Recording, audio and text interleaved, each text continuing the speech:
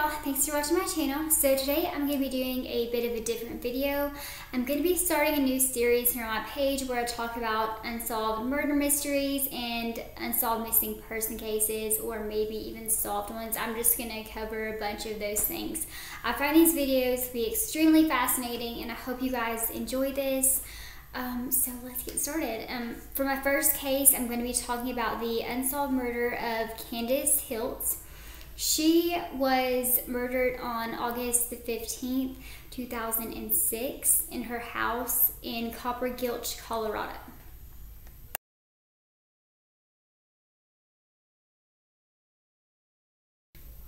So on August the 15th, Candace's mother, Dolores, went into town for a few hours to run some errands, leaving Candace and Candace's 11th-month-old daughter home alone. Her daughter was just 1 month shy of her first birthday. But upon arriving back to the house, she heard her granddaughter screaming blood-curdling screams, and she walked in and immediately noticed big pools of blood. She followed the pools of blood and discovered Candace's body wrapped up in a blanket and shoved under a bed. So Candace had been shot numerous times. She had been shot in the head, chest, and back with 2 different guns. They found 2 different shell casings, a shotgun shell casing and a .22 caliber shell casing from a handgun. So it was proven by the autopsy that she'd been shot with 2 different guns and that there were 2 different shooters. They decided this by the projectile, the way that the bullets were entered into her body, that they were simultaneously shot. So that is just wow. Now, just wait till you guys hear the rest of this information. It will just knock you out. It's so insane. So when the police were called out to do their investigation, it was the sheriff's department.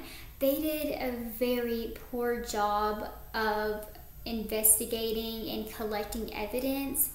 In fact, Candace's family actually had to bring in the blanket that she was wrapped up in and several shell casings, including some shell casings found in her daughter's crib in the living room where she was shot. So wow, they did not tape off the crime scene. They just kind of scoured the area around the house.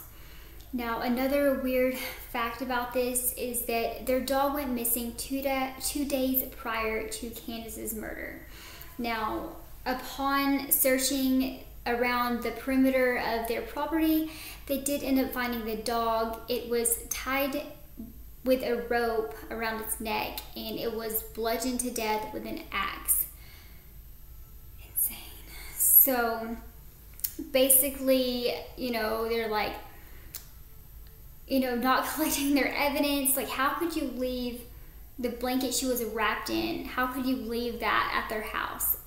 That's really shady to me. And you guys will really discover exactly how twisted this case is as we get further along into it. So now, a day after the murder, they found a person of interest, and that just happened to be Candace's older brother, James Hiltz.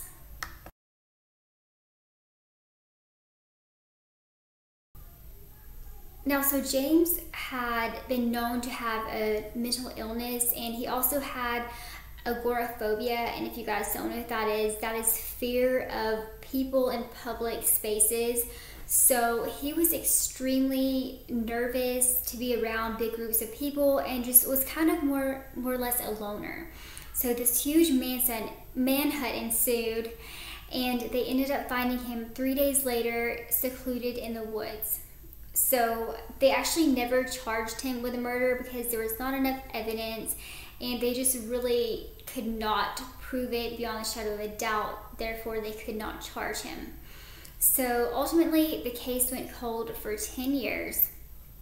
And this whole time, their parents are thinking, oh, we just lost our daughter, and now our son, everybody thinks he did it, even though they didn't charge him. So a new breakthrough happened in this case, December 2016. So this gentleman named Rick Radzaif actually bought a bunch of storage units. They would go for auction and he would buy them. So he bought a storage unit for $50, and the contents in it was absolutely jaw-dropping.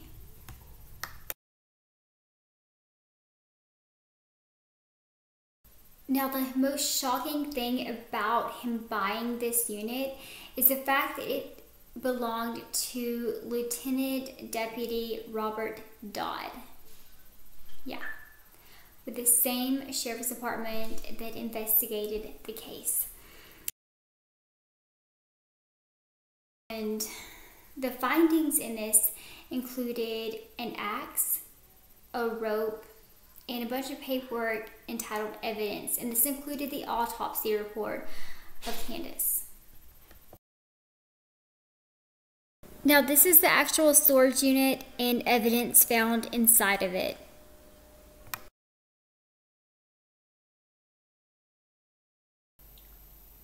Also among the items found were 2 bloody socks and a t-shirt belonging to Candace. That's very odd that this lieutenant would have crime scene evidence, locked in the storage unit. That is so insane. Like, there's a theory as to why this was in there, and that is that about 5 days before the murder of Candace, a unnamed deputy came to the residence and was questioning Dolores about James, the older brother. He was linked to a robbery of a house, so they were trying to locate him, and Candace didn't seem to like the way that the deputy was talking to her mother, so she kind of interjected between them. She's like, hey, I don't like the way you're talking to her. And the officer was like, I can arrest you for, interfering in this. And she was like, go ahead. She sticks her out and said, go ahead, arrest me. She's like, I've seen you take envelopes from drug dealers before. And apparently the deputy stormed out of the house very rapidly and didn't even finish his interview with Dolores, just left the house. And then 2 days after that is when the dog went missing, and the family just thought that, hey, like an animal got it, or he just ran off. And then 3 days after that, Candace's murder happened. So Lieutenant Robert Dodd was also an investigator with the sheriff's office, and in May of 2017, Robert Orton worked at the Phantom landfill, and he actually found tapes from sexual assault victims, interviews, and documents that were linked to, you guessed it, Robert Dodd. So now this somewhat seems like it's planted.